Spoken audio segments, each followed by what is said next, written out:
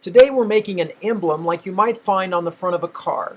I have a client who's going to be exhibiting at an auto show, and they're actually a cabinet maker, so we're taking their logo and we're turning it into a car emblem for their display. So here I'm just putting some spray glue on a piece of wooden backing that is cut to a nice uniform circle. The aluminum was a piece I had in the shop, and so I'm just taking it down with the sander to match the circle, to give it something to apply to their furniture or to their island, and to also clean up this out of round piece of aluminum. And I'm just cleaning up a little bit of the burrs from the sander here. And now I'm polishing it up a bit with about a 1200 grit wet sand. And then I'm going to go over it with some steel wool. This is probably a quadruple aught steel wool. I'm not looking for an actual emblem here. This is something that I'm doing along with a whole bunch of other designs for them for this show. So we're just trying to get something done quickly. Here I'm rubbing it onto the aluminum. I've got a little bit of adhesive on the back of the emblem that I've cut out, and you can see that it's a little bit different than the one that was on the laser being cut. I kind of added a Kevlar looking background behind their logo. And here I'm just rubbing it into place. And what we're going to do is pour a polyurethane dome over the top of that. This is a product from Innovative Polymers called InnoClear that I like to use for this application.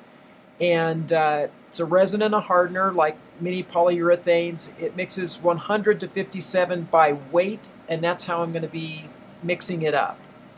So here you see me mixing it up. I'm adding the resin. I'm not being very precise here. I'm just making sure that I have enough to do the job. And then I'm going to measure that and find out how much I have. I've weighed the cups and know how much they weigh. And so here you see me using my calculator to just subtract out the weight of the cup and calculate how much hardener I need to mix up. So I'm writing the amount on there because sometimes I have a short memory. Calculating the amount of hardener, putting it, I think I'm subtracting out the weight of the cup there, my handy piece of scrap. And now I'm just going to be pouring the hardener in just very slowly, just a fine little stream, and I've preset the scale to the amount of hardener I'm looking to add to the resin. So I'm just pouring it in till the scale comes up and balances right there. And then you'll see me heading over to the table where I've got the logo. Now I'm just making sure that the emblem is flat, because what we're going to do is pour this on the top and just let the surface tension hold it on there. So it'll just sit on there like a bead of water. I'm stirring up the resin and just making sure it's mixed up. At 400 speed, it looks like I'm stirring it really fast, but I'm trying not to get any bubbles in it and stirring it around with this popsicle stick. So I'm finished. I make me a little spout, and now I'm just pouring as thin a stream as I can onto the surface. And the reason I'm pouring a little thin stream is because if I can get the stream really thin, then it's unlikely bubbles will flow out of the cup and down onto the piece. Now inevitably you get some bubbles, but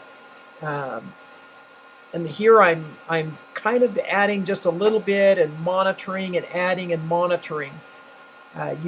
Too little is better than too much. Too little and you just won't have quite as thick of dome.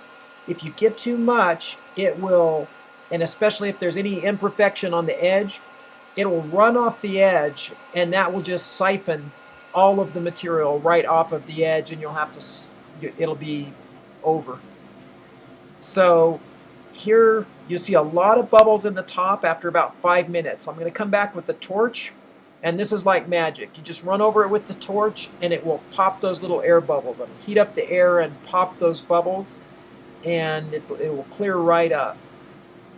Now you want to come back in about 10 minutes, 20 minutes and just check, because bubbles will find their way up to the surface. Even though this looks very clear right now, I'll come back 10 minutes later and there might be another bubble. I'll hit it a little bit later. So there it is. Now it's just a matter of letting it dry. Hope you enjoyed, and maybe you'll go off and make an emblem of your own.